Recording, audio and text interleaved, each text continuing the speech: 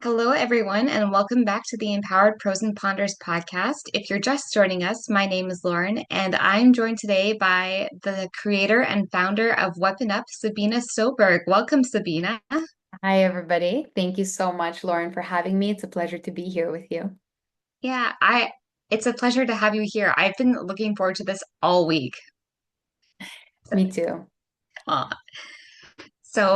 Sabina, let's start things off. Where are you from originally? So, I was born in Albania and I was raised in Canada. So, I'm actually from a small country in Eastern Europe called Albania. For anybody that doesn't know it, maybe you guys know some people from there. I was there until I was 11 years old. And when I was 11, my family immigrated to Canada, and that's actually where I grew up and had a lot of my young adulthood. And very recently, I'm a US citizen and living here. Oh, that's so amazing. What part of Canada did you move to? I actually lived in Toronto for a lot of my whole life. So yeah, it's Oh, I'm a Canadian. I know. So every time that people reach out and they say, when is Weapon Up going to be available in Canada? I like at least the swords because we are available. yeah. I always think, can't wait to be able to do something, in Canada because it's obviously such a big part of my life. Yes, for sure. Yeah. So how was the transition from moving to like a small town from in Eastern Europe to moving to a big city like Toronto? Oh, wow. Yeah. I mean, I was 11 years old, so there was a lot of kind of assimilation that I had to do. I was lucky enough that I spoke the language already, which isn't Hmm. really the case for a lot of immigrant children. But my mom was very strict with me when I was growing up in Albania. She always wanted us to be able to speak another language, so I was going to tutoring. But when we arrived in Canada, it was almost like a completely different world. It's really night and day. In Albania at the time, especially when I was living there, there was a regime change, so the government was communist, and exactly when I was born was when communism fell. And during the time of my childhood, there was one civil war and one full-on war in a neighboring country of Albania, Kosovo. So there was a lot of, turmoil in my early childhood and beginning. But moving to Canada, it was like a completely different world ultimately because, Hmm. Canada was very different, but I loved it. I mean, I don't have any bad things to say about my childhood either, even though it sounds from the outside like it was a very crazy childhood. I did enjoy living there. It was a lot of camaraderie. And when I moved to Canada, um, I had to get used to a lot of things very, very quickly. I had to learn how to make friends in a new country. I had to, just have the whole experience of the immigrant child moving to a new country. But I feel like it quickly became home for me. So it was, Oh, I'm so glad. yeah. Yeah. Yeah.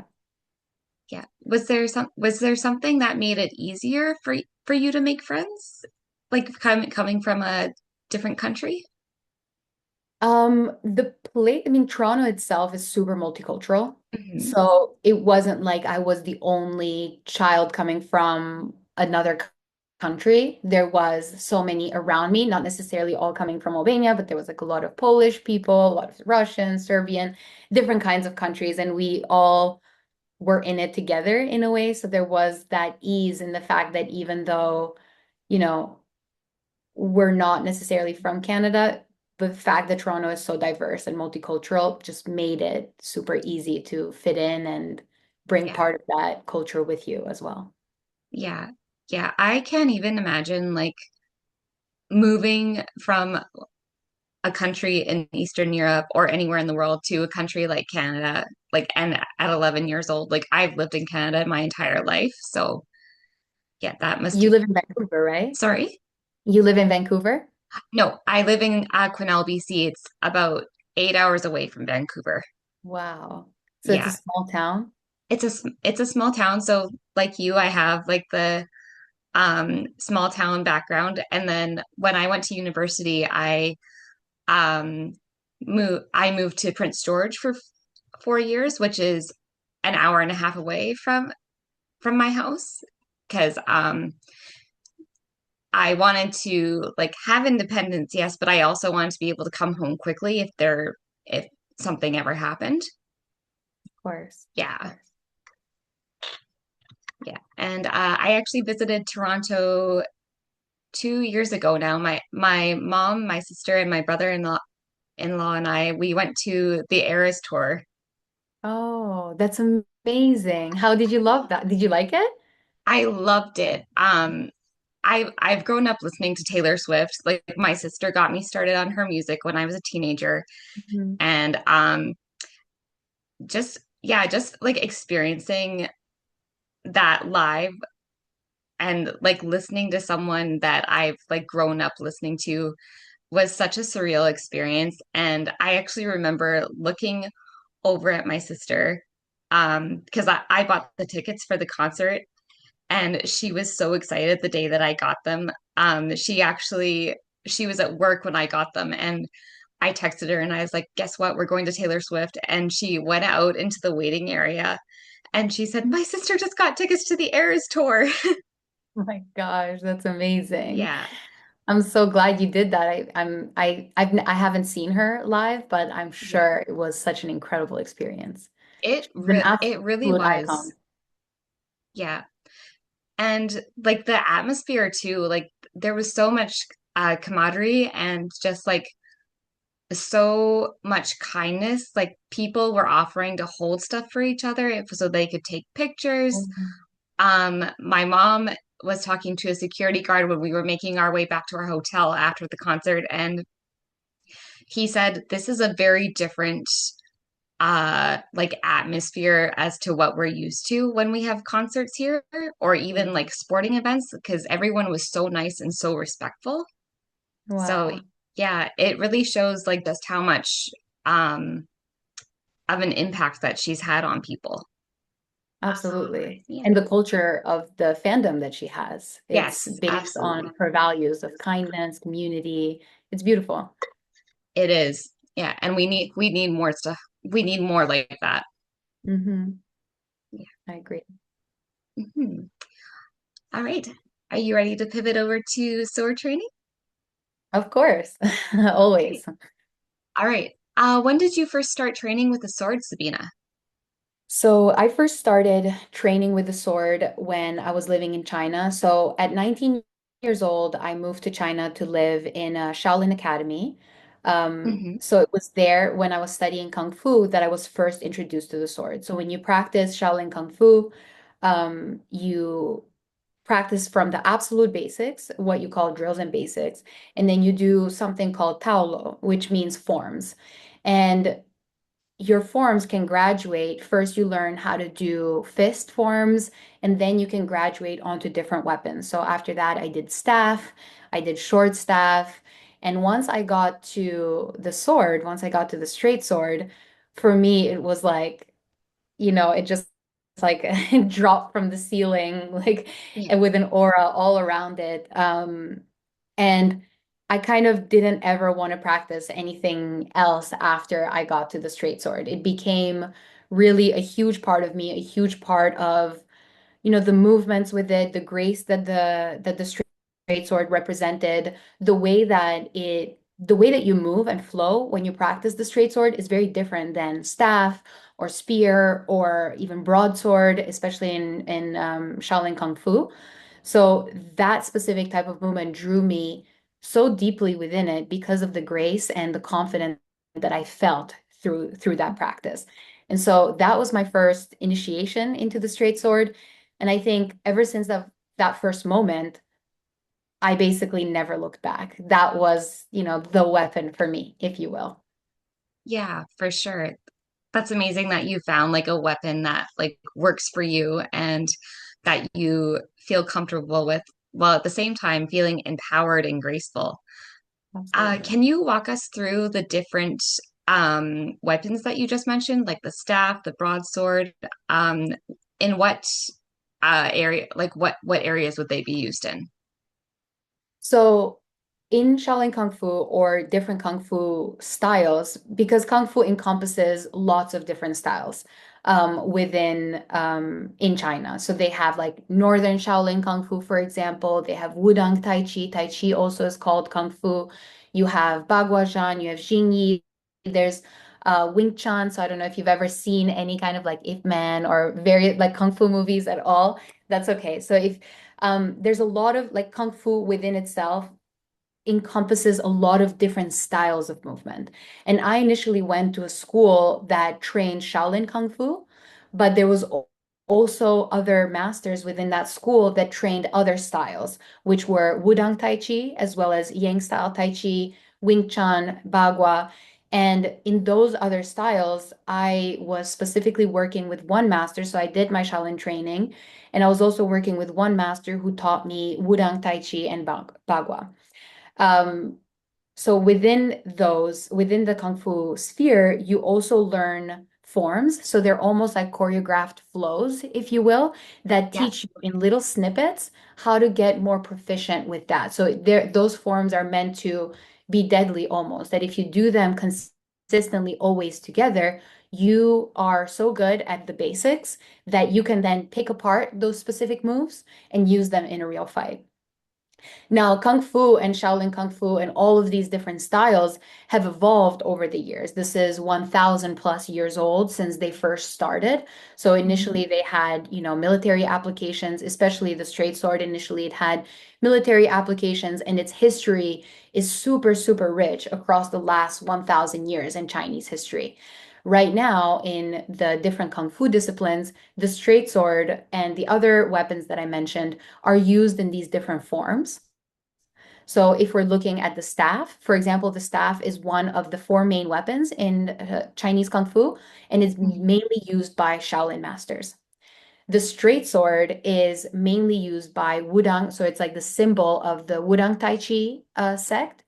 And then you have other swords like the short staff that I trained, the broadsword. The broadsword in its history, especially in Chinese Kung Fu, is used like once the straight sword was not used anymore because the straight sword, the one that we use within WeaponUp, it takes a lot of time to truly master. And Mhm. so they didn't have a lot of time in the army to train their soldiers with the straight sword to that degree. So they started using the broadsword, which doesn't have a double edged, it's one edge, and it's almost like a machete. So it's easier to kind of hack away, if you will. Okay. Whereas the Yeah. straight sword is a lot more graceful, is a lot more fluid, and within Chinese history, it became called the gentleman's sword because it was scholars and people of the upper class who started using it because they had more time to train. They weren't working in the fields, they weren't working, so it was kind of seen as the scholar's sword or the gentleman's sword because of just how long it took to practice and master the straight sword.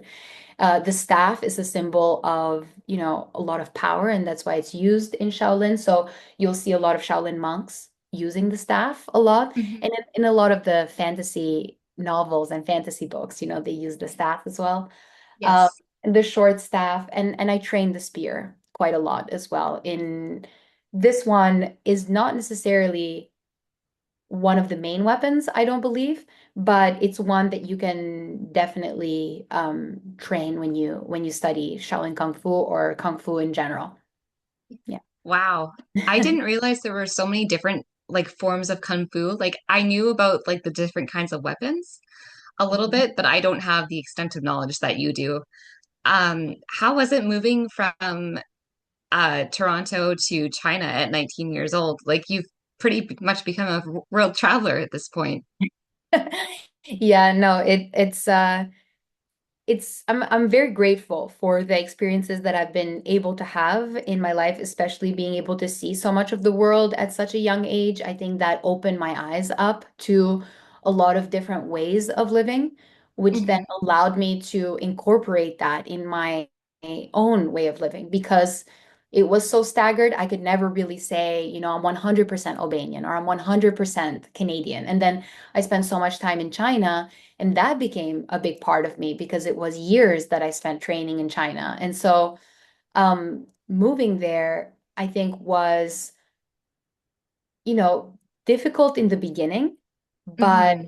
ultimately it was something that I feel has enriched my life so much because it was something that I hadn't experienced or the world hadn't really spoken about. Now there's Instagram, there's social media. So you can go on Instagram and if you want to look at like Shaolin Kung Fu training, you can Hmm. find it. You'll see people training there and it's super easy. But when I was there in 2012, we didn't have a lot of this kind of ease of accessibility to see what's happening in all these different pockets of existence. And so when Yeah. I went to China and I saw that there was this pocket of existence so outside of the regular narrative of the world. So the narrative was always you go to school, you get married, you have a kid, especially as a woman. And so Hmm. going to China and like disrupting that narrative in that way allowed me to be able to see so much more of the world and think, I can live in this life and be super, super happy, even though that's not what's been told to me, Hmm. every day. And that's not been what's like kind of hammered into my brain of what I should do as a woman or as a person, Yeah. as a productive person in today's society. Yeah. Yeah. I love that. I love the way you said that. Mhm. Yeah. I think like especially like the narrative that we're fed as women as in society, like you said, we're like expected to get married and have kids by a certain age. Like I'm not married either and I don't have children. Like I went to school and I did my bachelor's degree and then I don't know, uh I've just been focusing on building my career. So um yeah. I think every path, when you have visibility into that path, it's so much easier to understand that you can be super happy and grow within it. But when Hmm. the narrative, the dominant narrative is you have to be a certain way to be successful or to be successful as a woman, which there's a lot more demands, I would say. I mean, Hmm. there's demands on men as well, so I don't want to diminish that. But I Yes. think as women, we have very particular ones. And I think with the fact that women biologically have a shorter time to get things together than men do, especially when it comes to that particular field that, like the family aspect, I think that adds Hmm. a lot more pressure and a lot more stress onto women's lives that doesn't necessarily have to be there. Yeah. Yes, I agree 100%. Yeah. It's so funny to hear like other people's life experiences because when you were in China at 19, I was at university. So, yeah, yeah, I've had It's another experience like that. Absolutely. So I was in university for 1 year. I actually ended up going back and forth getting my bachelor's degree while I was training in China. But Hmm. definitely there was such a juxtaposition being in school and doing like university with everybody where I was like going to all the classes and having to do that. And then at the same time going to China and experiencing that other way of life that was so different. And in university, we are often with our peers, people our age. We see a lot of the same kind of, we're all growing in the same kind of way, even though Yeah. it's not the same. In China, I had this juxtaposition of I was training with people 10 years older than me, 20 years older than me, and they were in their 30s, 40s, 50s. The masters were older, and there was kind of like a more there was an experience that was a lot more that was showcasing a lot more of what maybe the world is. It's not just like this pocket of 19-year-olds, 20-year-olds, 21-year-olds. It's a lot bigger than that. Yeah. Yeah. That's so cool though. Like how you had like the chance to learn alongside people who were um older than you and it's like who were at different stages in life. I've actually had an experience like that as well because I also run like a excuse me empowered pole dance project and I've been running that for 4 years and I've connected with people from around the world and they're all like they're either younger than me or they're older than me and the wonderful thing is that you can like learn from everybody And it sounds like you learned from the people that you were training alongside. Absolutely, absolutely. I think that's really well put. When we put ourselves in experiences like for you running your empower pole dance, when you put yourself in front of experiences where you get to meet a lot of people, whether you leave to meet them or whether you stay in the same place, but they come to you, Hmm. that's how you grow, I think, as a person, when you can kind of and you have to have that mindset. You can be traveling all around the world, but if your mindset isn't a learning mindset, if you don't want to take from wherever it is you're traveling, and you just bring yourself to that place, you might as well have just stayed home and watched some YouTube videos, in my opinion. I think yeah. Yeah, exactly. Exactly. Yep. Life's too short not to go after new experiences. And to learn from others around you who have those experiences that you might not have. Exactly. Exactly. Okay. That's actually a really great segue into my next question. Is there someone in your life who influenced your sword training? It doesn't have to be a real person. It can be a character from a book, a TV show, or a movie. There is somebody in my life. It is a real person. So Okay. during my Shaolin training, I told you that there was another master in that school that I was training with every single day. He was a 70-year-old man. He is almost like a book character, really. He was this incredibly larger than life figure, even though he was small. I'm 5'3", so he was my size, actually. He was super vibrant, super loud, so always laughing, and so incredibly skilled. He was 70 years old and he was still showing me that he could do the splits. He would like run around me laughing, showing me that like he was better than me at a lot of things. I was 19. Yeah. Um, he was my Wudang Tai Chi teacher, and he was the one who made me truly fall in love with Kung Fu. Multiple styles of it. He taught me both Bagua as well as Wudang. And I trained with him every single day for over a year.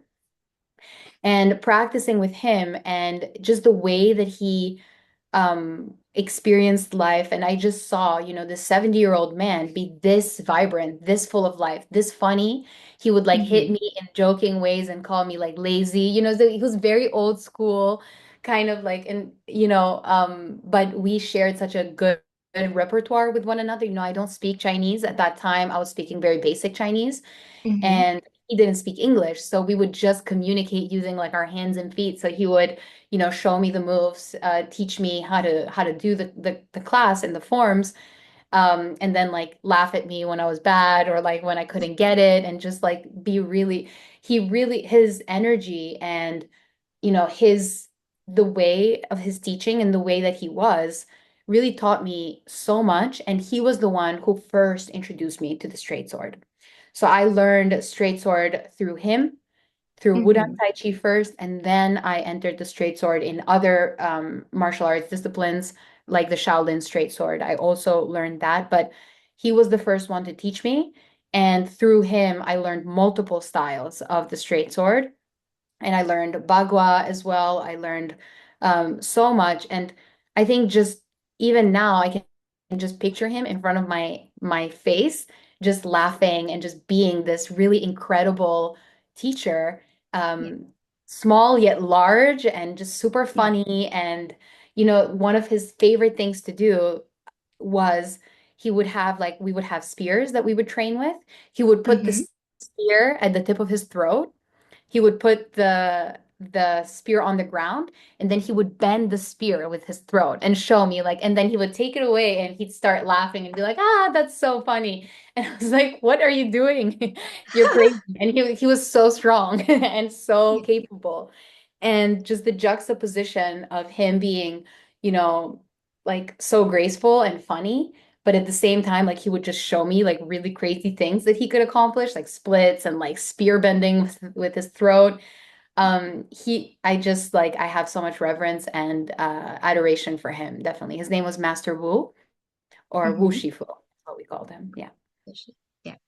He sounds he sounds like an amazing man, and that's so wonderful that you had such a great teacher. Like because it sounds like not only was he teaching you about the sword and um the other wow, I lost my words. Um, but not only was he teaching you about swords and spears, but it sounds like he taught you a lot about life too. Absolutely. Absolutely. I learned so much from him. Always like, never being too serious about things, yet still having the skills, but you don't need to walk around super grumpy and like, you can smile and you can be also powerful. You don't need to be a certain type of like, you don't need to fit into one archetype. Like just because you're powerful doesn't mean you have to be like, very serious or whatever. Um, he taught me a lot about hard work, Hmm. just the way that he would teach, and even like he would make fun of me, which was super funny. Like at the end, I spent so much time with him, and because he was so lighthearted, we developed like a really close relationship, as close as I could get, of course, but we spent so much time together. At the end, I remember when I was leaving that school because I went to train in another school after a year. We had a dinner together and like with all the other students and him and I I remember asking him like, what do you think about me? Because I never asked him like what he actually thought about me. And he was like, very lazy. And I don't know why I just found that like so funny because I remember just how hard I trained with him and like Yeah. how much effort I would put in. And then he just like made like, he was just like very lazy. And I was like, what would I have to do to make this man think that like I'm a hard worker? But it was just um that kind of like relationship, playful, joking, but at the same time, really really grounded. And when I would do something correctly or when there was like when the form was created in a way that was good, he gave the compliment. Like he didn't like hold it back, but he also made jokes around it. And that Yeah. really stayed with me. Just that way of being super light yet super powerful at the same time. Yeah. Yeah. And I think that's a great way to be um like not taking yourself too seriously because that can be really hard. That can be really hard to do, right? Like you especially when you're like trying to impress your teacher and you're like, oh, if I laugh or something, then they're gonna think I'm not taking this seriously, but I am. Absolutely. No, yeah, he made it super easy to just be at ease with the practice. And I Mm, think that's something that I hope to transfer to the students of WeaponUp, that you don't have to be like, even though it seems like we're learning something serious because there's swords involved and you want to be a main character, you want to feel powerful and empowered, yeah, it's okay to laugh through it? yeah, absolutely. Okay. So what was your inspiration to start Weapon Up, Sabina? Honestly, ever since I saw the straight sword, started practicing with it, I knew that this was going to be a personal practice of mine for the rest of my Hmm. life. For me, I knew that that was just what was going to happen. At the same time, I was super interested, especially while I was living in China. At that time, I was super interested in practices in general, especially yoga. Yeah. So in the middle of my, first time that I went to China, in the middle of my training, I actually went to India and became a yoga teacher at the same time. And when I went to India, I just saw how incredibly beneficial yoga is in the body long term.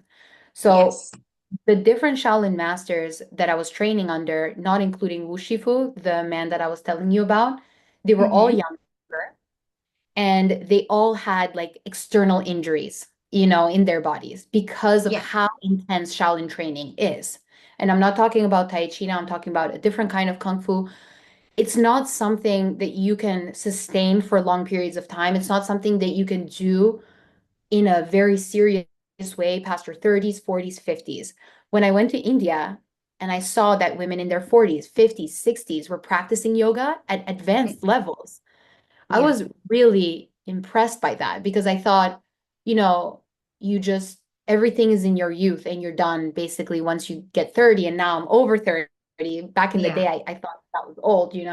But I thought I want to do this for the rest of my life. I don't want to stop at 25. I don't want to stop at 28. Yeah. And when I saw that that was possible in yoga practice, in my and but yoga didn't have the sword. And Yeah. so for me, I just thought I want to combine, the more gentle way of entering into a yoga practice with my Shaolin training, with my Wudang Tai Chi training of the sword, and bring these together in this, new way. Yeah. So that was my initial inspiration, is just from pure desire of bringing these two things. Like, I want to do this forever, but this doesn't have, it won't allow me to do it forever. So how can I create something where I can practice some form of this forever for the rest of my life? And that was the seed of it, truly. That's amazing. You just answered three of my questions all at once. Well, we can answer them a little bit one by one if you want to, or you can d delve a little bit deeper. It's up to you. Yeah. Okay. Um, so you started with the sword and then you transitioned to yoga, like practicing, is that right? So initially, so before I moved to China, I really wasn't super active as a person. Like, I was always active in a way, like I loved being outside, I loved being with friends, etc. But I'm someone that learned all of my skills, whether they are considered advanced or beginner, as an adult. And that's also what I love about my own journey, because I know what it takes as a full-grown human with your body already formed to Yeah. start something new. Mind you, I was 19, 20 when I first started, so it's not the same as if I was 45, for example. Hmm. However, I was still like not like a child prodigy, like being able to do handstands, and I didn't do dance, or like I was doing cheerleading when I was younger, Yeah. but I was never, like a prodigy of any way. Like, I wasn't able to do most of the skills that I can do now at 16. Actually, I couldn't do anything that I can do now at 16. And so for me, um, I went to China. I didn't have any training. I didn't have any understanding of the sport. I didn't know that I could practice Shaolin Kung Fu. But through that practice, that's when I started reading more about yoga. And that's Hmm. during that time is when I went to go and become a yoga teacher, because I thought this is this is my path, if you will. It didn't end up Yes. being that for a long time, but yes, yoga came after straight sword. Okay. Cool. That makes sense. And while you were talking there, I was just thinking how similar you and I are because I actually didn't start pole dancing until I was 28. So Exactly. yeah. Um and so I've been doing that for it'll be 7 years in October. Wow. And I have to tell you that Weapon Up is actually really helping my pole training because it's making my arms stronger and my grip stronger, That's which is awesome. amazing. Yeah. That's amazing. Yeah. Um, when you first started your pole, do you feel as a teacher, you said that you're a teacher, right? Do you Oh no, feel I'm not a teacher. No, No? no, no. Feel that learning as an adult allows you to actually help or support even your fellow students a little bit more, because you know what it's like to be a true beginner in that? I totally agree with that. Like I would like to become a pole instructor eventually, but I know I need more training myself first. Absolutely. And when I was 20, I actually tried pole dancing for the first time, but I didn't pick it up again until I was 28, like I said. And I actually started my training seriously when the COVID-19 pandemic hit in 2020. So, Hmm. um, yeah, so that was my saving grace in a lot of ways. And my family, like at first they thought it was just going to be a phase. Like I have my own pole downstairs, and they were like, okay, she has a pole downstairs. This is just this might just be a hobby for a while, and that then they realized as more time went on, nope, she's going to stick with this because she takes her training really seriously. So I think that mindset is exactly what it takes to be an adult who starts something. You don't consider it a hobby, you consider it training. And I think you yes, using the word training is important there, a lot of people, for me, I use the word practice, which is Hmm. kind of the same thing. So you're training or you're practicing in order to just get a little better every day or just to get in that zone. And there's different reasons why we enter into these physical disciplines that inspire us. For you, it's pole dance, and you're adding a little bit of weapon up to that to improve your pole Hmm. dance. Yeah, For me, it was straight sword and weapon up, and then that's kind of like what draws me and what inspires me. But the physicality, the physical aspect of it, I think it can leak like what's it called? Leak into so many other aspects of life. What you learn from pole, what you learn from weapon up, you can then take with you. You know that it requires, you said you've been doing it for 7 years, but you need even more training to be a teacher. And I think yes. every true student feels that way. When you don't know much about something, you look at it from the outside and you think, oh, I can do that. Just give me like a year or so, and then maybe I'll become a teacher right away. But when you get into it and you honor it and you train, you realize how much further it is that you have to go and how much more you can learn in that discipline. And I think ultimately, the physical practice shows you because it takes time to get from point A to B. The body limits you in being able to do things simultaneously. And it's a great It learning. absolutely does, Sabina. Mhm. Yeah. Yeah, I totally agree.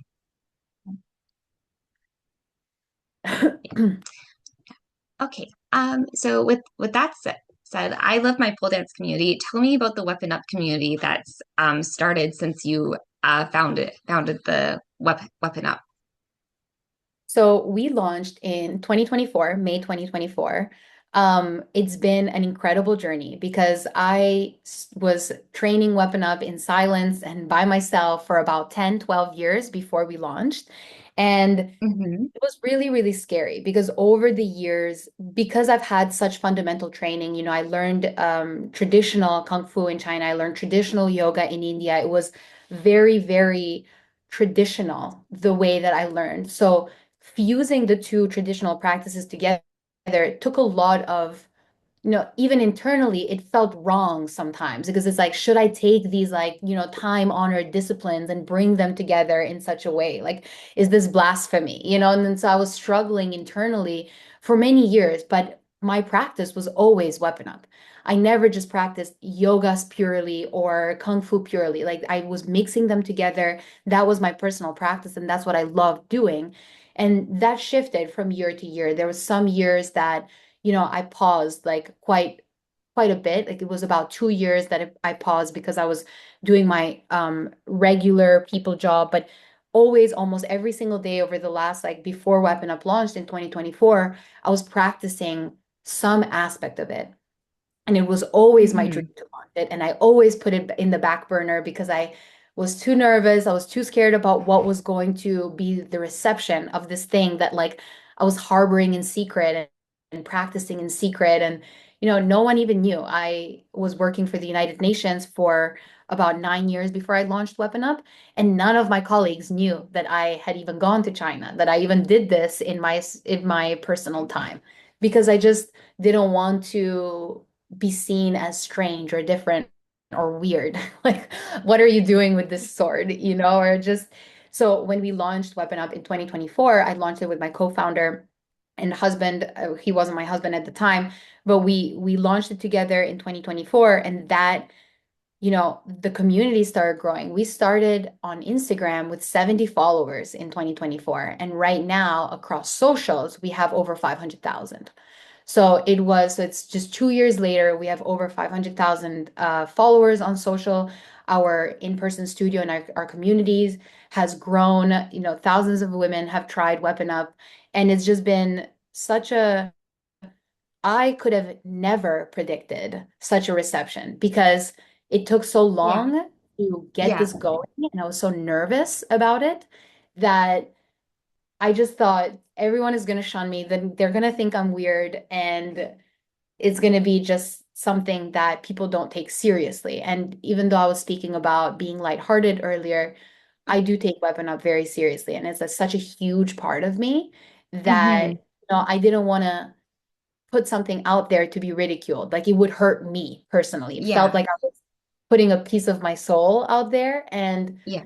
that's what um that's why it was so scary. But seeing the reception, seeing, we get also a lot of hate, like that, you a lot. And but we also get a lot of love. And I try to focus on all of the positive not reviews, the positive experience that people have when they practice Weapon Up, to kind of drive me forward and drive the whole team forward. Now it's not just me and my co-founder. We're a small team that, are pushing, and we have multiple instructors in the studio, as you would have seen. So Hmm. it's just been incredible. But yeah, the community is growing, and I feel really humbled and grateful to see the reception and to see how it resonates with women from all walks of life, all ages. And I could have Yeah. never predicted that, truly. Yeah, for sure. Oh, I love that for you. Like that makes me so happy. Like, and I totally understand what you mean by being fearful to put it out into the world, because I had the same experience when I started the Empowered Pole Dance Project 2 years ago, or pardon me, not 2 years ago, 4 years ago now. And I actually like had it under wraps for about a year. And then I published the first story on May 4th. So this past Monday, this Monday that just went by, um it was the official launch of the project. And Happy birthday to the oh project. yeah, happy birthday, Empowered Pole Dance Project. um but but like I felt the same way. I just thought this is going to go one of two ways. It's either going to explode and get a lot of attention, or it's going to like die out after a couple of stories. But it didn't die out. To date, I've actually published the stories of 22 dancers from around the world, 23 if you include mine. And Oh, yeah, but another similarity that we have, Sabina, is we like pole dancers also get a lot of hate, and we also get a lot of love. So, and I also totally resonate with what you said about being worried about being shunned or being judged, because that's something I've experienced as well as a pole dancer. So we have a absolutely. lot in common. I think so. I think that's because we have a lot in common. I think you felt, you I think this conversation manifested, if you will. I don't like to use that word that often, but I think, people of a similar, that can kind of see the similarities in others, they reach out and they say, "Hey, can we have a chat?" or whatever. I Yeah. feel people that love Weapon Up are similar to me, because it's such a part of me that I feel like if you were drawn to Weapon Up in some form of way, there must be some similarities between us, at least even in that subconscious level. But Hmm. when it comes to, you talking about the Empowered Pole Dance Project, I think having, like, being nervous about launching something is such a shared experience between people that just want something to happen in the world. And you Hmm. have, like, and in order to make something happen in this world, you have to be seen. And no one Yes. just wants to put themselves out there, no matter how confident you are. And, I'm pretty generally a very confident person. I'm not going to say that I'm not, but even for certain things that I truly, really care about, suddenly I Hmm. become not confident, because I don't want to be judged, and I don't want to be like, it's easy to be confident when um you know you're just living your life, but when you're trying to make something happen, or when you really want something and you really like want to bring it into existence, whether it's a new job, whether it's a new relationship or whatever, you suddenly Yeah. start to feel less confident about that thing. The moment desire enters the Yes. conversation, I feel like confidence starts to waver, because you want it and you don't know if you're going to get it, or if that's going to happen, or if this thing will. And I think it's pushing through that. Everybody experiences it. I think pushing through that fear is when you can actually get to the other side and experience, sharing all these women's stories for you. And for me, being able to reach all of these women who, have benefited so much from Weapon Up and continue to teach me so many things every day. Yeah. I totally agree. Just out of curiosity, what was your major in university? Because you're incredibly well spoken. Oh, thank you. I'm a chemistry major, and Okay. then I did science, but I have also a master's in sustainability management. Hmm. So this is like it was a business master's. I think my speaking really comes from working. So I was working in at UNICEF for 9 years, Hmm. and that's where I was doing advocacy for children and Yeah. women, specifically on health, and I had to kind of get my skills a little bit what's it called? I had to improve my skills of speaking and writing, which was never really my strong suit. I still think writing is like one of the hardest things somebody could do. Yeah. Yep. I would agree with that. Like I write for a living, and um like even I struggle on some days. I think writers really don't get enough credit for how difficult that job is. I think I totally I've agree. tried to write, like more, a lot of my writing across my career and life has been technical writing, like whether it was like an advocacy brief or something about like teaching or, so to me, I consider that technical. It's not necessarily a creative writing piece. But sitting there with like a blank page and trying to put something together in a way that will resonate with your reader and your audience is just such a feat that honestly, I finish writing and I'm sweating like the same as I'm like sweating from a workout. That's literally how I feel.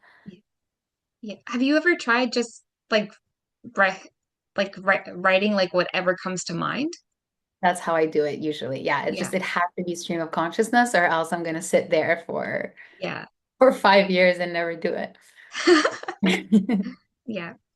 Yeah. I always find it easier to like write my thoughts out on like with pen and paper instead of going straight to the computer, because then you can like kind of like sort through your thoughts and say, okay, I want to use this, but this doesn't really fit now that I think about it.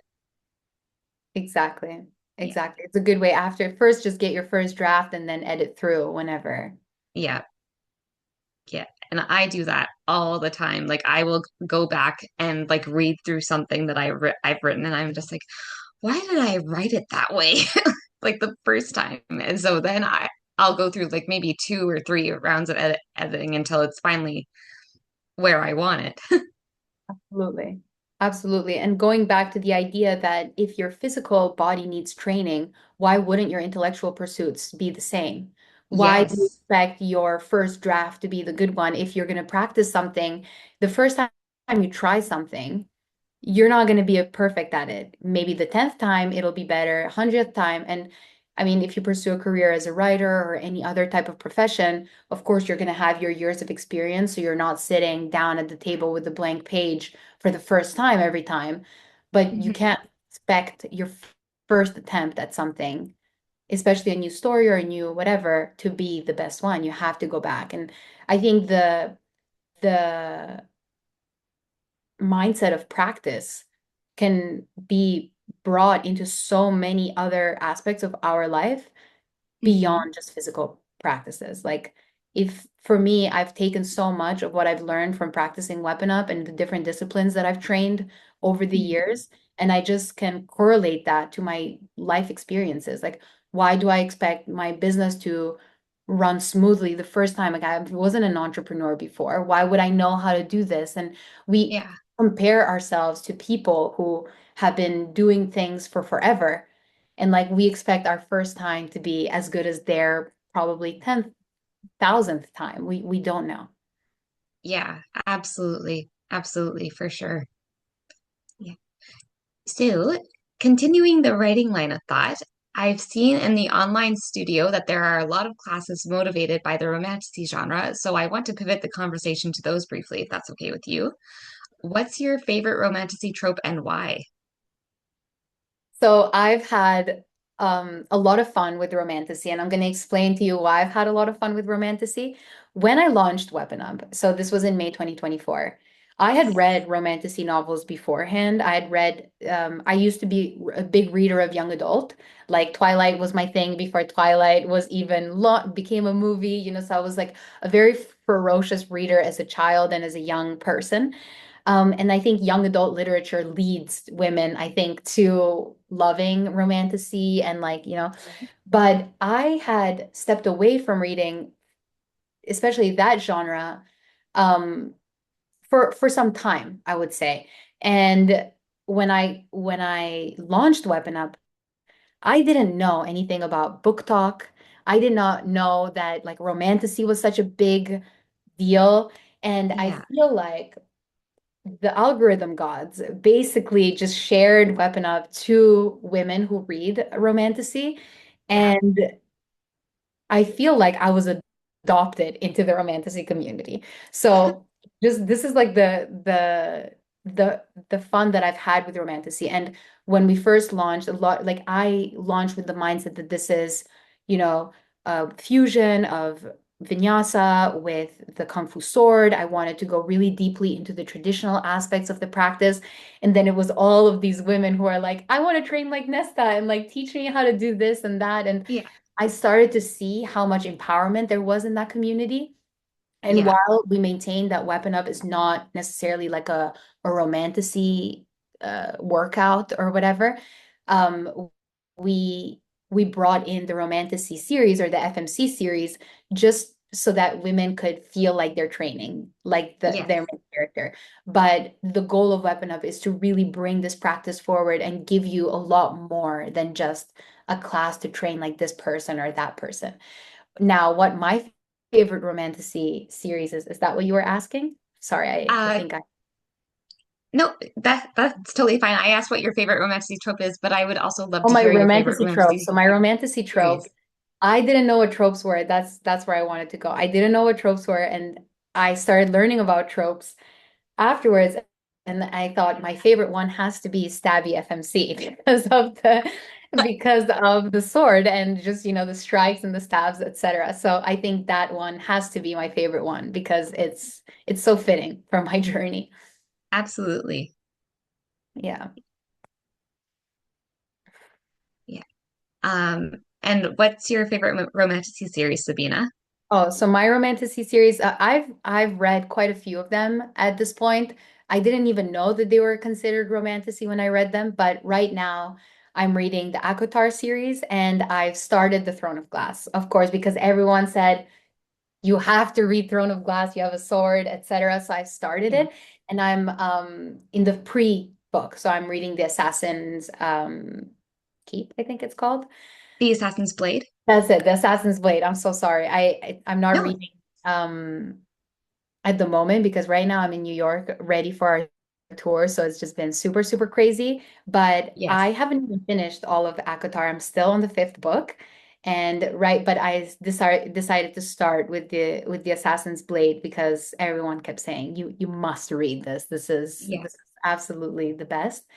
Um, but I've also read The Crescent City, and I read those a long time ago. I read them like in 2021 or 2022, something like that. Okay. When they Yeah. were first launched, I would wait for them to release and read them. And I didn't Yeah. even know that I was reading the Sarah J. Maas because I was Yeah. just reading it. I like got really hooked into it, with Bryce and Athalar. I was like, oh my gosh, I need to. Yeah. I was really into it. But yeah, I think I started to really get into romantasy and understand it more, as I was meeting a lot of women from that community. The Yeah. the FMC series in the studio too, we have two instructors in the studio, Ellie Barbeau and Yasmin Yokoyama Mohammed. They're both big readers. And they're Yes. both huge, book girls, and I learn a lot from them. So I feel like they're probably the best people to ask when it comes to their favorite books and characters, because I'm Yeah. listening in sometimes to their conversations, and I'm like, these books sound amazing. Yeah. I need to get in and start reading them ASAP. Yeah. Yeah. Maybe the four of us could do like a podcast episode about those books. I would love that. I think that's a Me, great idea. me too. Yeah. Um, I actually didn't. even I didn't Sarah J Maas wasn't really on my radar for a long time. Mhm. But 2 years ago, my cousin gave my sister the first ACOTAR book for her birthday, and my sister was reading it, and she said, "This is so good. This is so good. You should check out her other series." And so I went to the bookstore in town with my mom, and I was like looking at the Throne of Glass, and I was like, do I want to start Throne of Glass or do I want to start ACOTAR? And then I just decided, okay, I'm just going to start Throne of Glass. I'm going to read the first book. But I didn't start with the Assassin's Blade. I started with Throne of Glass, and I was hooked. Like it just like the story just pulled me in, and like I would finish one book, and then I would go buy the next two or three books in the series. And so Throne of Glass was what started my Sarah J Maas journey, and then I read A Court of Thorns and Roses like right after Christmas Mhm. in 2025. And so yeah, I've been like kind of on a romantasy journey because I started with Throne of Glass, and then I read A Court of Thorns and Roses, and then I read Fourth Wing by Rebecca Yarros. Mhm. And then I just read Crescent City not that long ago. So I started with Crescent City without even knowing that I was reading romantasy. I was just super yeah. enjoying that book. I I loved it. I haven't read the last of the Crescent series. I finished the three books and then I didn't read number four, unless there's another one that I'm not aware of. No, there's only three books of Crescent City, but I think there's another one coming, and then there's two more coming for Court of Thorns and Roses as well. Oh, I thought there was four for Crescent City, so I might have read two then, and I didn't read the last one. That's all I know then. Yeah, yeah, yeah. Okay. Um, on multiple Weapon Up Instagram reels, the song playing is I'll Make a Man Out of You from Disney's 1998 classic Mulan, which is a great choice because that movie sent messages of female empowerment and how to step into your power, um, which was very, very like kind of not taboo in the late 1990s, really, but it definitely was like it was a bold move, movie making wise. And the messages of female empowerment and how to step into your power, that's something that Weapon Up does, which leads me to ask, would you ever do a Disney inspired class? Absolutely. I mean, Mulan is such an icon. I think also it's so fitting with Weapon Up because like half of our practice is Chinese Kung Fu. And a Yes. lot of what you see in Mulan, she uses the double-edged sword. When you see her like lifting up the sword, those are Kung Fu moves that she's doing in the movie, which is super, Mhm. super cool. So for me, absolutely. We're actually looking right now to create a lot of different FMCs that aren't necessarily just from romantasy, but that are in our popular culture as well. And Mulan is definitely one of those women that we are going to be sharing an FMC class about, definitely a Mulan inspired class. Oh my God, I'm so excited. It's coming. I'm so excited too. Yeah. We have a lot rolled up our sleeves over these next few months that we're gonna start sharing a lot more of, especially within the studio at WeaponUp.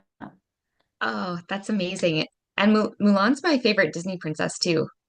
Me Well, too. well, it's a toss up between her and Pocahontas, really. Oh, really? I would say Yeah, for me, it's her and Ariel. I always loved The Little Mermaid. Those were my yeah, two. Pocahontas is also beautiful too. yes, for sure.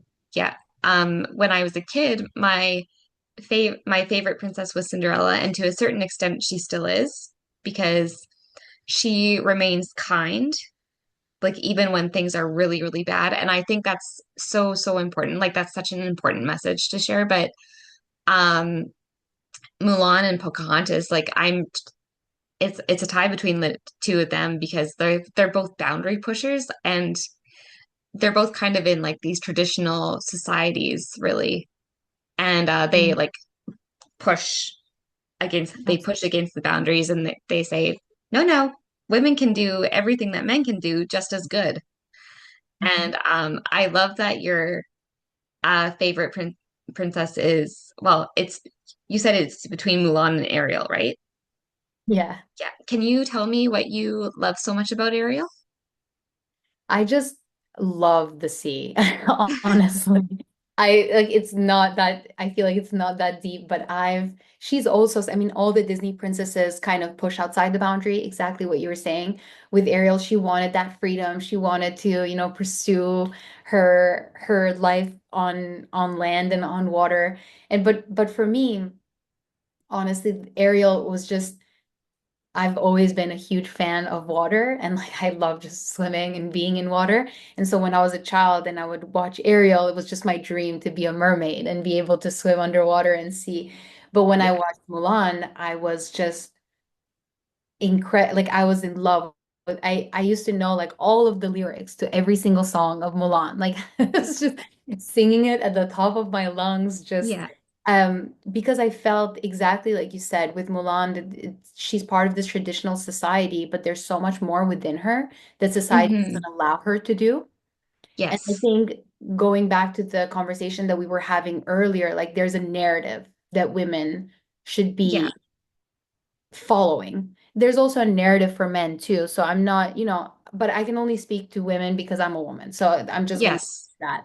But I think that as women, there's this narrative that is told to us throughout our whole life what it means to be a successful woman, what it means to be this and that. And that narrative is pretty much the same across cultures, whether you're in a small town in Eastern Europe or whether you are in North America. Somebody in North America might have more opportunities to step outside that narrative, but Hmm. still not by much, honestly, because we still are all under the influence of popular culture, what's been told to us, Yeah. seeing social media, etc. So being able to see someone that pushes that boundary Hmm. is so inspiring and has always been inspiring for me. Like, and Yes. also this idea of being like, you know, not like being part of that male world without being seen as a woman.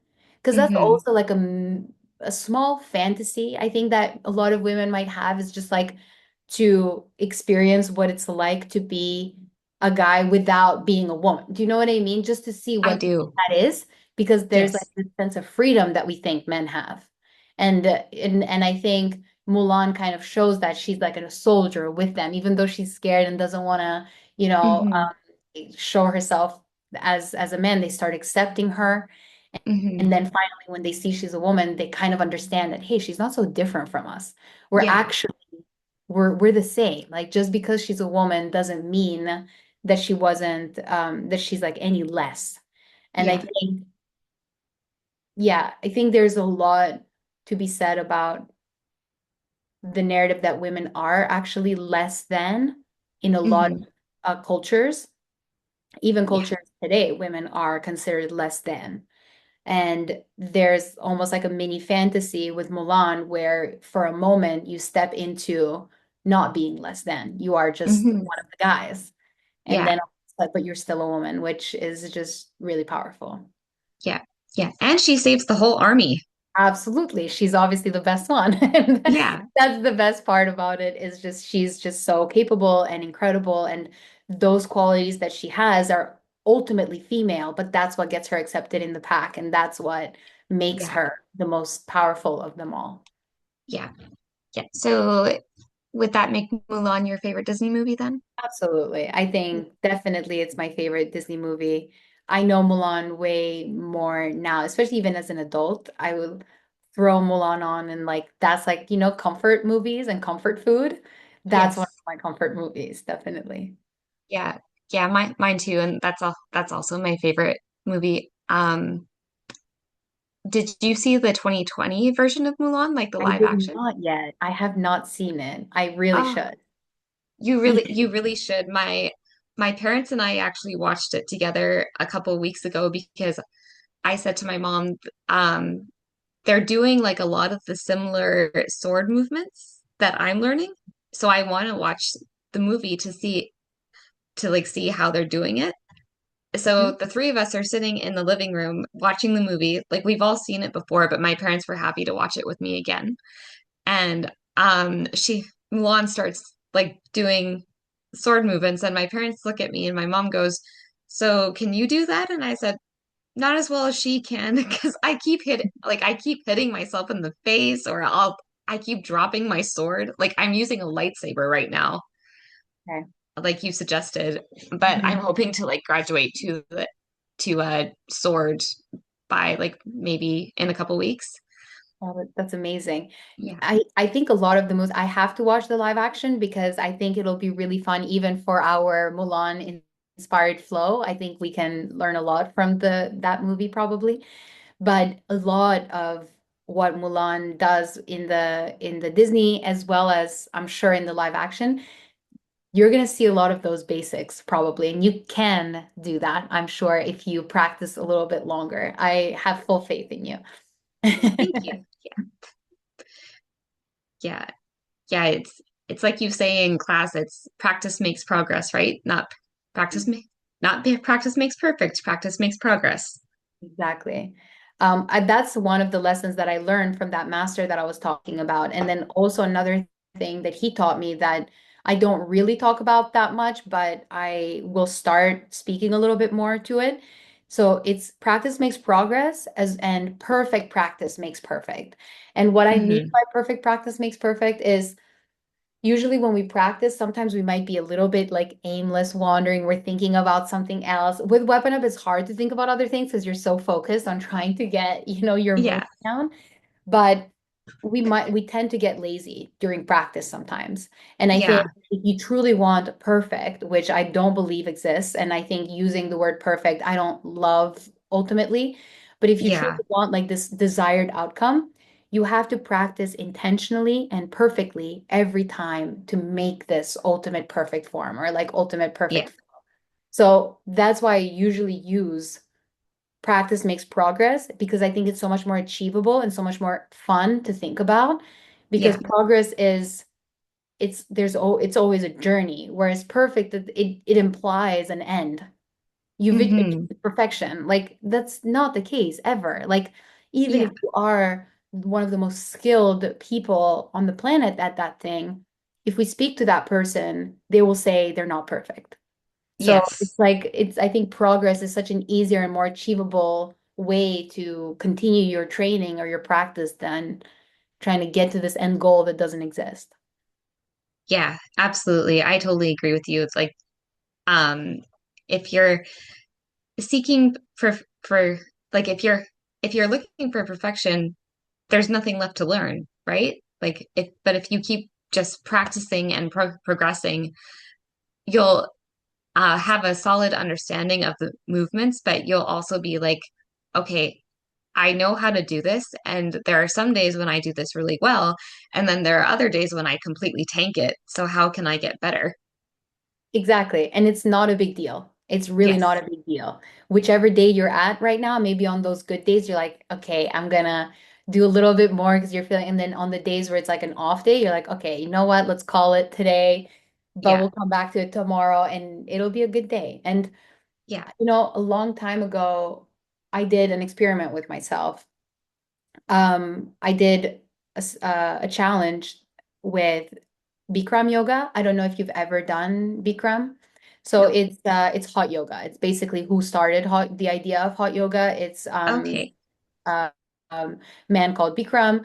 He created the concept of sword yoga. The traditional way of doing it is Bikram yoga. And the way that he teaches or those classes are taught, they're very strict. They're in this really like 40 degrees centigrade, no, for Celsius, no, Celsius. Celsius. Celsius. Yeah. Why did like my brain just so it's basically like 40 in the room. It's super super hot and it's a 1 hour and a half session of yoga. And I gave myself a challenge, not that I was just to see how I would feel because it's the same sequence every single time for an hour and a half. So it's Yeah. not like you're doing anything different. It's not like you're experiencing anything different. And every single day of those 30 days that I did that challenge, I felt differently about the practice, even though the Yeah. practice itself was absolutely the same. It was the same heat, the same moves, the same hour, like the Yeah. same length. Yeah. And every day I had like, oh my God, I loved this class. Or the next day is Yeah. like, this sucks. Like I'm sweating. I'm so hot. My legs hurt. The next day, oh my God, I'm euphoric. I love this class. So Yeah. sometimes, and I gave myself that challenge to see that like even in this like super rigorous, like nothing changes from day to day except for me, Yeah. how I Exactly. feel about it. And Yeah. that's like, that should be like a good mindset to go into when you are trying something new, is like how you feel that day is going to influence so much of how you feel doing anything that day. Maybe you're feeling down a certain day, you're practicing pole, you're not going to be like, maybe that day like it's a little bit more hard to get into. It's a little, but probably by the end you'll feel a little better, usually. Yes. But Yeah. we bring ourselves to the practice. Sometimes the practice is neutral. It's we who make it something or nothing. Yeah. Yeah. I totally agree with everything you just said because I have had pole practice days where I've been like okay, like I know how to do this move and know I can do it perfectly and then I don't do it perfectly that day. I completely tank it and I used to get so frustrated with myself and I'm like, what's wrong with you? Like you know how to do this. Right.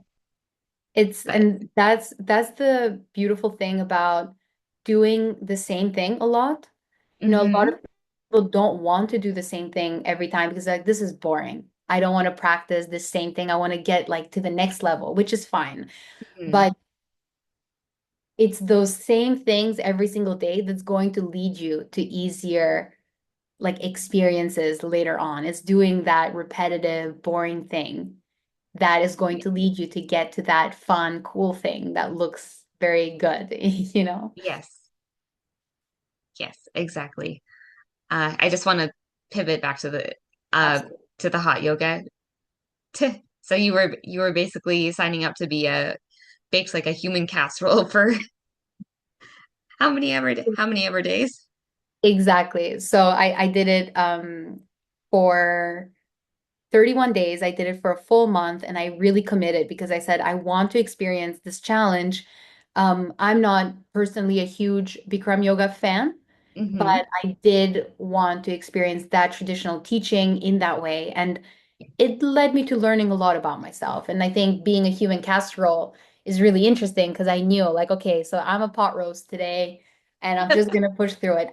The one thing that I learned though from that class is that I did not know that shins could sweat. And Ah, and I learned that shins can sweat. Like it's literally crazy because you're dripping. It's so hot in there. Plus you're yeah, doing exercise. So there was like not a part of my body, like my wrist was sweating. yeah. And I think that's part of the allure for people that are, deep practitioners of that Mhm. style of movement. But for me, it was just a challenge to give myself to see how I would feel and how I would experience it. And it taught me a lot, actually. Yeah, I bet it did. Was there ever a point where the heat stopped feeling like oppressive and started feeling soothing? Like when you just like started focusing on what you were supposed to be doing? Yes, absolutely. And it depended on honestly the time and the day. So it wasn't like the first time um it was less easy and then the last time was the easiest. So it didn't hmm go like in a linear way. Like it didn't get easier as I did it. It just kind of flip-flopped around. Like some days it felt easy and I could really get into it, and other Yeah. days just felt harder and like, oh my God, it's day 27. I'm so over it. Or like, like it was just it was kind of like that. But I'm someone that loves the heat. So I think if you don't like heat, this would be miserable all around. And I love the heat and it was still miserable at some points. But Yeah. there's a flow that you can get into when you're just like experiencing this external hardship that's put on you and then you're pushing through it. There's something Yeah. internal that you get out of that. You're like, okay, I can do this. I can Yeah. do harder things. Like that statement makes sense in those scenarios. Like for me, that challenge was, can I do this hard thing? And being able to push through it gave me that little extra confidence and boost to say, yes, I can. I made a Yeah. commitment. I did it. I'm done now. I don't want to do it again, but at least that's done. Yeah. Yeah. Yeah. Absolutely. Isn't it funny how we use like food analogies to compare like exercise, like human casserole, um, pot roast. We actually have this pole saying like when we're up on the pole and we're spinning around in the air, Mhm. uh if we're upside down, we call it a rotisserie human, like a rotisserie chicken turning on the spit. I love that because that's how you feel. Yeah. There's been some really interesting studies actually done, and that makes a lot of sense that you say that. When people are taught things like this, go a little bit deeper into it, this really works your adductor, your glute. Like when we use a lot of anatomical words, Hmm. people, when they've been brain scanned for those things, they actually understand it less. So when we use words that are bigger and like more um let's say they make you seem smarter as a teacher and you say like, oh, I know how to say glute or adductor or like my triceps, etc. Yeah.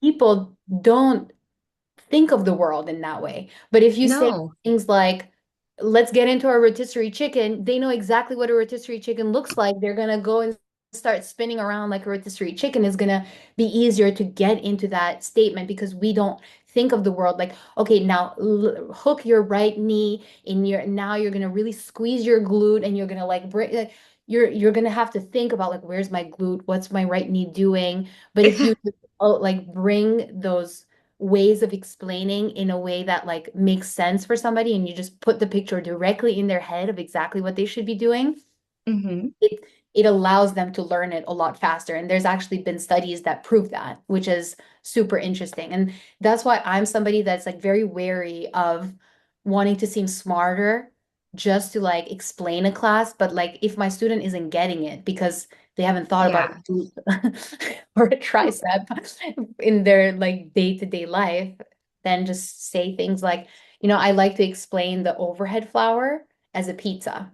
Yeah. I always make a joke about it, like when I teach in like not in the studio, but I always say like you pull the pizza out of the oven. You're showing your pizza to your friends and family. You bring it overhead and then Yeah. you slide it over and you put it on everybody's plates. And it's like it's easier for people to kind of like get the movement around it than me being like, okay, and then we bring the sword over and et cetera, et Yeah. cetera. So it's just ways for humans to be able to get that image in their brain right away and you can make the move like that. So I love the rotisserie chicken spin. Yeah. I Yeah. want to learn it. Yeah. Yeah. So is that like is that one of the cues you'll be using on the Weapon Up tour that you're in New York for? Yes, absolutely. That's going to be one of them. I'm going to be making a lot of different cues to make everybody understand and experience Weapon Up so that they don't feel like they're entering like an extremely technical thing that they can't do. The tour is Yeah. super beginner friendly. We have people that have never done Weapon Up before who are joining us. So it's Hmm. very exciting. I'm really looking forward to it. Yeah. Tell me a little bit more about the tour, Sabina. How many cities? How many weeks? Do you have group events outside the classes? Like, do you guys all go for dinner afterwards or? So the tour is a crazy thing we decided to do as a team a few months ago when we Yeah. launched it. We're going to be in New York, Kansas, Utah, Vegas, San Diego, LA, San Francisco, and Seattle. Oh So my goodness. it's really crazy, West Coast, East Coast to West Coast. We're going to be teaching what we call our Graceful Warrior experiences. So, like our signature experiences, we are almost fully sold out except for San Diego. Um, Hmm. Here in New York, we have multiple classes. We're partnering with a yoga studio on Saturday. So tomorrow's our first class, kicks off the tour. And then we have our Graceful Warrior experiences, two classes back to back. The experience itself, we really try to make it as memorable as possible because we don't have as many chances to meet in person. So we're going to Yeah. have fun activations, goodie bags. There, everybody's going to be able to do a little bit of networking after, not what networking, but just mingling after with one Hmm. another. We'll have a chance, the team will have a chance to meet our members because we know them from online or they send us messages, but we don't see them face to face. And that's the beauty of this tour. Yeah. And ultimately, we've sold over 1,000 tickets. So we're going to be seeing over 1,000 different people across the US who are going to be practicing Weapon Up alongside us. And yeah, I'm so excited. I can't even believe that it's happening and it's here. We've been working, obviously, as you can imagine, so hard over the last two Yes. months logistics wise, preparing everything in all of these different cities and states. We don't know these states super well. So there's some places where, we're like, what's going to happen? How are we going to make it happen in the way that we want to, especially because we'd like for every single event that we have to to to have people take something away with them. Like so just the Yeah. logistics around the tour, trying to get stuff over to all the different locations has been a lot. But yeah, we've been making a lot of the things by hand and just really putting a lot of our effort and time and love Yeah. and devotion to it. We're very excited. Oh, I love that. That's so, so exciting. I'm so excited for you. I know. I like still don't fully comprehend it that it's going to be happening, but we're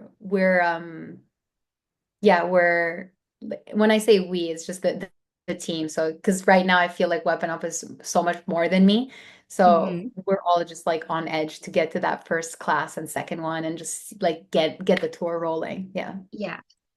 Yeah. So I'm curious. Like on the Weapon Up Instagram page, the Reels features classes. Do men ever come to the classes, or is it mostly women who attend?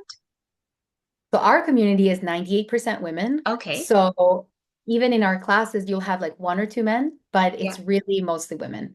There's Mostly women. something with the Weapon Up practice that really calls to women, I think, is the empowerment piece. It's the whole team is women. So Yeah. we're I think they see us and they can see that they can do it too. I think when it's male representation, men are more likely to join and feel like it's for them. I think Yeah. because we are female representation, I think more women are drawn to us and being able to do it. But we don't exclude men. It's not women only. I think Yeah. we have men as our members, and a lot Yeah. of women do it with their husbands or boyfriends, or like their boyfriends watch them while they practice or something, which is really funny. Um, but yeah, no, we're 98% women. It's a very female dominant community, which I absolutely love, I think Yeah. about. Amazing. Amazing. Do you think there will be men like coming to the classes on the tour? Yes, there will be, definitely, Yeah. yeah. Um, I think it's probably the same ratio. There will be like a few men per every 100 women or something like that. yeah. Yeah. That's so fun. And it's so wonderful that like what you were saying about husbands or boyfriends watching their wives or girlfriends like practice or like doing it with them. That's actually such a great activity to do together. Absolutely. Um, one of my girlfriends, or actually, I have two of my friends are getting married in the fall. And their weddings are like a week apart. Wow. And I was having dinner with one of them last week, and I was telling her about Weapon Up, and she said, "What's Weapon Up?" And I said, "Oh, it's sword like kung fu sword combined with vinyasa yoga." And she said, "What?" And so I pulled out my phone and I made my way to the Instagram Weapon Up page, and I said, or Weapon Up Instagram page, pardon me, and I said, "This is what I'm doing," and she goes, "I want to do that with you.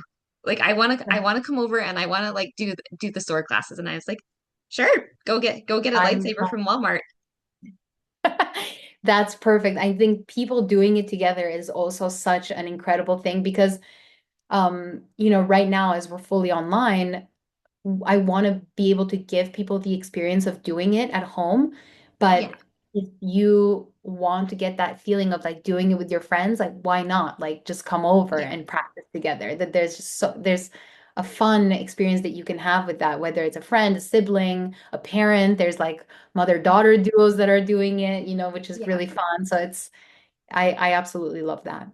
Yeah. Yeah. My mom and my sister have both said that they want to do it. I love That they want to try it. I love that. Um, so yeah, that'll be fun. My sister and I were talking about it yesterday, and she said, "We'll do like because we like our one of our cousins she wants to do it too, so we're going to Mm, like stream one of the classes um from my sister's projector like on a big wall and all do it together." I love that. Yeah. I love that. Yeah. Yeah. We can't do it in the basement, that's for sure, because that's where I practice. And um for the first few weeks, my parents were just laughing because they could hear me practicing downstairs. And um every so often I would hit like the ducting of the furnace or I would hit the pole and my parents would just be giggling giggling away upstairs and um I would come upstairs afterwards and my mom would be like, "So, how'd it go?" And I said, "Uh, I hit a few things." And she said, "I know, you're done. I heard you." And we were laughing. And I was like, "Oh, thanks." I love that. I mean, that's just have fun with it. And definitely you'll hit stuff, you'll hit yourself. Like Yeah. if these swords were sharp, I would be like cut up and bruised all over. I always drop the sword. I always so when people say like, is there gonna be a time when like I'm not gonna drop the sword, or is there gonna be a time when this and that? I just like feel like no, like there you're always gonna be dropping the sword. I have to get something soon. So Yeah. sorry. No, that's okay. I'm getting a lot of calls and messages right now. So just, Okay. all right. Thank you. Sorry about that. You're you're welcome. No, that was actually the last of my questions. So Okay. That's yeah. amazing. So Yeah. thank you so much, Lauren, for having me. It's been such a pleasure to speak with you today. Yeah. Thank you for asking me all these questions. I truly appreciate that you are practicing Weapon Up and you know it firsthand. And I was really grateful that you reached out and had me on your podcast. Like, so thank you so much for that. I had a lot of fun, and I'm totally down to do another chat with Ellie and Yasmin where we talk about our romantasy genres if you are in our romantasy books, if you'd like to do that too. I would love to do that with you, Sabina. Like, and same, like, thank you so much for coming on. Like, I know you're busy with the prepping for the tour, so it really takes a lot.